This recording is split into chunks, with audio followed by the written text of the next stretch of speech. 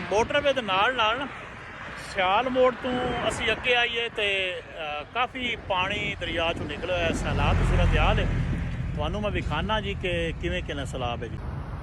ਇਹ ਵੇਖੋ ਮੋਟਰਵੇ ਤੋਂ ਅੱਗੇ ਅਸੀਂ ਜਦੋਂ ਸਿਆਲ ਮੋੜ ਕ੍ਰਾਸ ਕਰਦੇ ਹਾਂ ਤੇ ਇਹ ਸਾਰਾ ਪਾਣੀ ਇੱਧਰ ਨਿਗਾਹ ਵੇਖੋ ਬਹੁਤ ਜ਼ਿਆਦਾ ਨਹੀਂ ਹੈ, ਲੇਕਿਨ ਬੰਨੇ ਵਿੱਚੋਂ ਕੋਈ ਨਹੀਂ ਦਿਸਦੇ।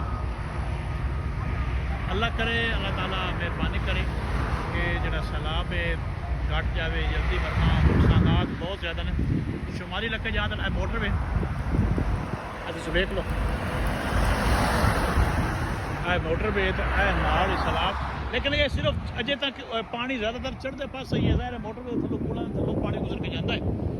ये बहुत ज़्यादा सैलाब है। दूजी साइड थोड़ा विखाना जी मोटरवे दी है, उस पास उस ते पानी कोई नहीं है। तुम देख लो दूजी साइड है, उस पास पानी इतना ज़्यादा कोई नहीं आ गया है, पुला थलों लग गया, लेकिन कम है।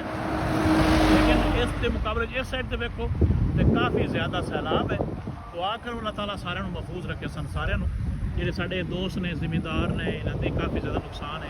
अल्लाह ताला ਇਹਨਾਂ ਨੂੰ भी ਜਿਹੜਾ है जी इधर है चनाब का पानी है ਜਿਹੜਾ ਕਿ ਜੇਲਮ ਤਾਂ ਅਸੀਂ ਗੁਜ਼ਰੇ ਹਾਂ, ਤੇ ਜੇਲਮ 'ਚ ਕੋਈ ਨਾ ਪਾਣੀ, ਲੇਕਿਨ ਚਨਾਨ ਦੇ ਵਿੱਚ ਕਾਫੀ ਪਾਣੀ ਆਇਆ ਹੋਇਆ ਹੈ। ਵੇਖੋ ਅੱਲਾਹ ਤਾਲਾ ਕਰੇ ਇਹ ਐਸਾ ਐਸਾ ਘਟ ਜਾਵੇ, ਜਿਸ ਦੀ ਦੱਸ ਰਹੇ ਨੇ ਕਿ ਐਸਾ ਐਸਾ ਇਸਨੇ ਜ਼ਿਆਦਾ ਹੋਣਾ ਹੈ। ਅੱਲਾਹ ਤਾਲਾ ਸਾਰਿਆਂ ਨੂੰ ਆਪਣੇ ਇਮਾਨ ਰੱਖੇ।